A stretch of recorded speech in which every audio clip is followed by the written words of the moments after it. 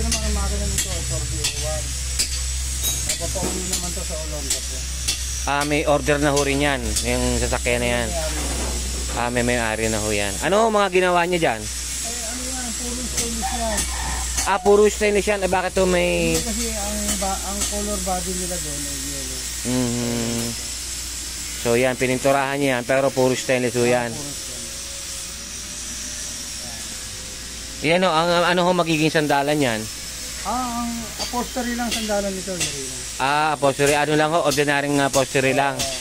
Gawa na siya, hindi ko palang kinakabit. Iyan ilan ano yan? Ano lang to? 8-seater lang. 8-seater na ho. Ang gusto kasi ng model, 8-seater lang. Ayaw nila ng mahaba. Ano ho yan? Buong kahang nirepair nyo? Or Buong kahang nirepair. Nirepair nyo o buong bago?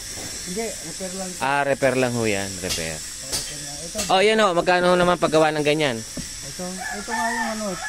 Yun yung ordinary. 3,000. 3,000 yan ang tinatawag na 3,000 lang. Ayan ho, paggawa ng, ng tailgate na ganyan. 6.5 to. 6.5 yan, yung may salamin na.